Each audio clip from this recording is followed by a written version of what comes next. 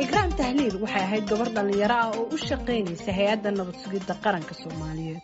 waxa la waayay bishii Juun 26-keedii xilligaasi ayay Ikram sheegtay in ay aadayso taliyaha nabad sugidda oo howl uga baahnaa tan iyo xilligaasi Ikram war sugan lagama helin waxaana la isla dhexmarayay warar kala duwan oo ku aadan xaaladda iyo dhacdada lagu waayay Ikram waxay muddo 5 sano ku dhow la shaqeynaysaa hay'adda nabad sugidda qaranka waxaanay muddadaasi qaadatay tababaro iyo waaye aragnimo shaqada sirdoonka ah Ikram waxay tababar ku soo qaadatay dalka Britain waxaanay dib ugu soo laabatay Muqdisho si hawsheeda ay u sii anbaqaato haddaba VOA waxay u dhabagashay inay wax ka ogaato xaaladda Ikram Qaali Maxamuud Guhaad waa hooyada Ikram waxay VOA-da uga warantay xilligii gabadheeda ugu wardambeysay iyo xogtii ay la wadaagtay gabadheeda say uga baxday waa uu la wacay aniga ay soo wacday anaa wacay horta fiiday aheed gabadha waa markasta waa la soconay xaaladeeda waan wacay waxaan ayadoo waxaan arkay makeup iyo wax ma marsanayso markaas ay hooyo xagee marka video call markaas ay waxay tiri hooyo taliyaha ay wacay saacadana aan dhahay maxaa dhacay oo doonay kaas ay waxay tiri waa imaana hooyo hadeer taambo yaa ku qaadaya dhalinyaradooda la qaadaysa marka waxaan dhahay maxaa hooyo saacadana bixmay hooyo waa soo dhaqsanayo oo marka meeqa saac ay ahayd markaas ay bixis 2 saac oo wax dhiman ay ahayd adiga 1 saac iyo 40 camal ay 7:40 meelahaas marka ma dhici kartaa in lagu dagay oo al-shabaab gudaha ku jira ay iyada saas ku shirqooleen ma dhici kartaa maya ma dhici karto no way waxa waaye qof ay taqaanay raacday gabadha actifaday ahayd qof ay aqoon raacay ma ahayn qof ay codkiisa taqaano oo lambarkiisa ugu jiray raacday gabadha waxa ku dhacay Falastiin bidix iyo midig ayaga uma dhaafto antana waxaan ku maqalnay in meelo magaalada kamid gabadha ay ku afduuban tahay oo ay ku haayaan hadal ben oo geed loo soo marin waa shabaab shaqul kuma laha ben ay ku sheeginayna qaali bidix midig gabadhaada uma dhaafto niman markay faadiyaasin gabadheeda hadalo hadhiiqo iyo kulanay iyo wixii la halmaalo meesha joog maqnaanshaha Ikram ayaa ka sokow walaaca ay dadka Muqdisho ku abuurtay waxa kale oo ay saraakiisha dawladda ku dhow aaminsan yihiin in siyaasiyiinta dawladda ka soo horjeeda ay arrinta sii hurinayaan sumcadda dawladana ay ku dhaawacayaan xildhibaan Daahir Amiin Jeesow oo sheegay inuu adeer u yahay Ikram marna xildhibaankeeda ayaa waxa uu ugu baaqay hay'adaha amniga iyo ciddii war ka haysta Ikram in ay la wadaagto horta marka ugu horeysa hay'adii dadkii mas'uuliyiinteedii aan la kulannay sida anaga ay nooga maqan waxay noo sheegeen sida anaga nooga maqan tahay inay ugu maqan tahay dabcan xanuun badanna ay ku hayso wayna la wadaageen arrintaas iyada laakiin haddana waxaa fiican in si looga hadlo oo la yiraahdo gabadhii noocaasaan malaynayna xataa malada xataa wax weyn waa moogta marka aamusnaanta ayaa maamada gabadha dhashay iyo qoyskii gabadha ay kasoo jeedaba ka hadal siinaya waxaan rajaynayaa hay'adii ay ka tirsaneed baaritaanka meesha ay u marayso qofkaas meeshay u marayso intaba inay wax ka sheegaan oo ay la wadaagaan qoyska ay la wadaagaan gabadhii way dhimatay way nooshahay midna ma dhihi kari laakiin hadda waxaa la rabaa in muxuu ahay qofaas dadka maqan yahay xanuunkeeda waa dareemi kartaa in muxuu ahay arrintaas iyada aad iyo aad xoogga noola saaro maqnaanshaha Ikram ka sokow in ay ahayd dhacdo ugub ah oo aanan horay uga dhexdhicin hay'adaha dawladda haddana waxa uu noqday mid mugdi iyo jahawareer abuuray ma ahan oo kaliya in arrintani ay ahayd mid cusub laakiin waxa xaaladda sii murjiyay oo toonka iyo shakigana sii xoojiyay qaabka ay hay'adda sirdoonka u maamushay baaritaanka maqnaanshaha Ikram waxaana ay hay'addu ka dhigtay arrinta mid qaab sir ah u socotay una soo gabagabowday inkastoo baaritaanada socda aysan wada ahayn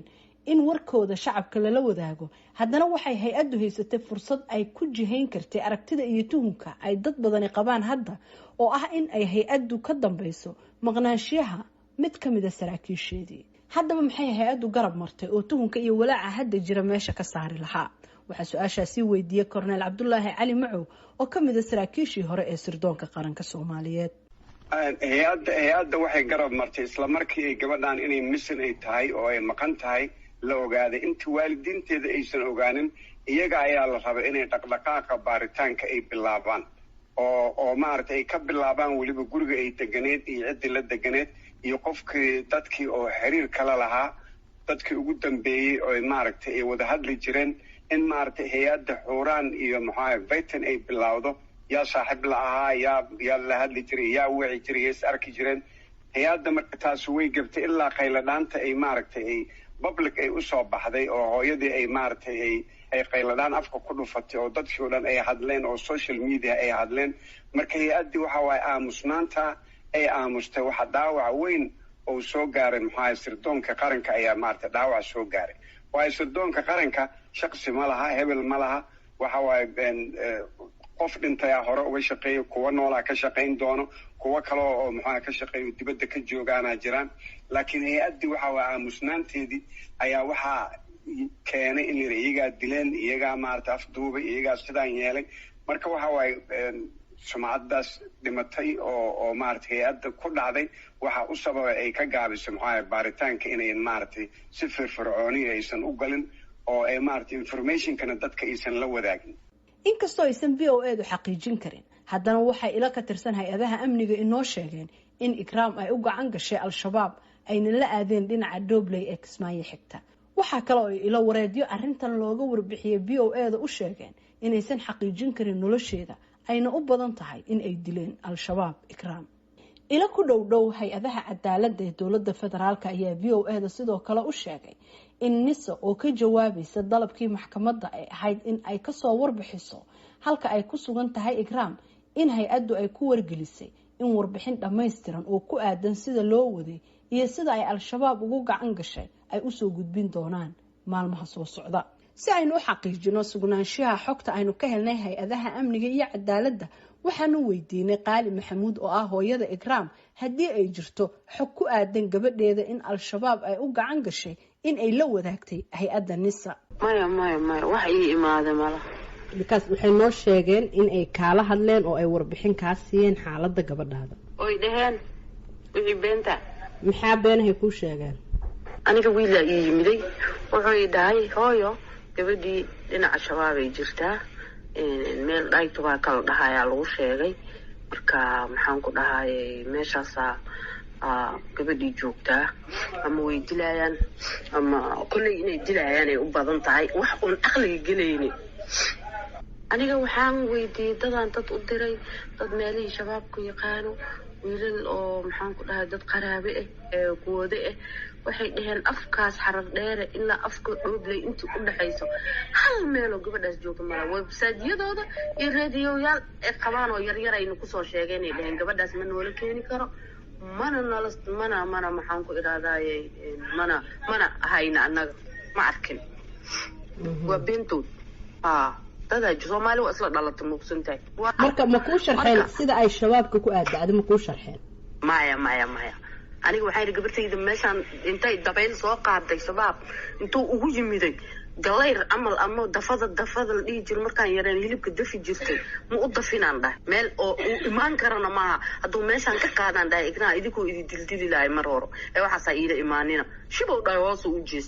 marka wax aqli galaya maahane, wax aqli galaya iila imaabaan dhahay shabaab annaka wiilalaan noo jiraan dhahay. Soomaali waa istaqaanaan dhahay, meeshaa ku dijeen oo ku qariseen kasoo bixiyaan dhahay waa duugana, ama meeshaa ku haysiin oo ku afduuban tahay iyaga soo bixi daalac idiima raacanayay dambina ii qabeen iisoo bixi lahay cunugtayda iisoo baxsha. war ma qarsoomayan dhahay markii la qaaday darwal ma wadino aan dhahay gaariga staff ma joogo, wax meelsha la geeyay dad ma joogo, wax dhan waa ognayaan dhahay, laakiin maalinteeda aa laga hadli doonaan dhahay.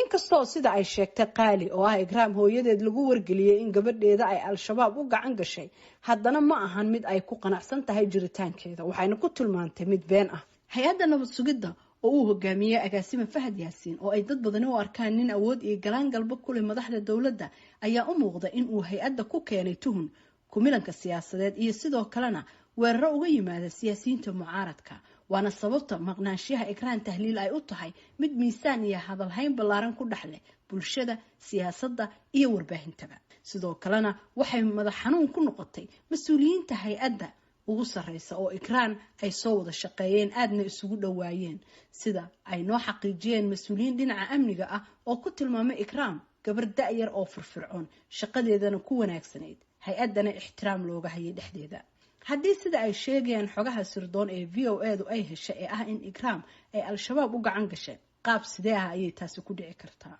waxa aan weydiiyey bal in uu qiyaas ka bixiyo Korneyl Cabdulaahi Cali Macow oo muddo la soo shaqeeyey hay-adda sirdoonka qaranka. waxa waaye qof ay ku kalsoon tahay oo maaragtay marnaba aysan ka filaynin inuu dhibaataynayo ayaa maaragtay arrinkaas oo kaleeto falkaas oo kaleeto u geysan karo qofka maaragtay gabadha u geystay. habeenkii gabadha la waayana waxa waaye waxyaabo badan oo information oo aan ka hela dad aad iyo aad xogogaal u ah oo communicationkeeda ku sameeya muxuu ahay surveillance ku sameeya ama tracking ku sameeyey dabagal ku sameeyey waxa ay sheegeen in habeenkaa gabadha muxuu ahay laga soo qaaday gurigeeda oo in maaragtay signalki uu sheegay telefoonkeeda in maaragtay saddex anteeno inay iskaga gudubtay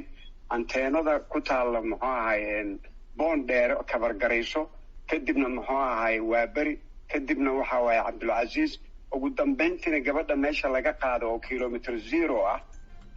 hotelka doorbin hortiisa ayaa kilometer 0 ah fiyaad meesha ahayd halka ayaa telefoonka lagu damiyey. marka waxa waaye suurtagal maahan gabadha in maaragtay ay qofkii ka kaxeeyey gurigeeda ay raacday sida ay u aamintay meesha ugu dhow oo gabadhaasi maaragtay cadow ugu dhiibi kara ama dambiilayaal abaabulan oo kaleeto oo maaragtay u gacan gelin kara ama shabaab ugu dhiibi karo waaberi waxa ay tahay waa meel oo gol ah oo ay maaragtay shabaabka aad ay ugu dhuntaan. hay-adda nabad sugidda ayaa waxaa hadda hortaalla 2 arrin oo muhiim u ah kalsoonida lagu qabi karo iyo badqabka saraakiishooda ee mustaqbalka.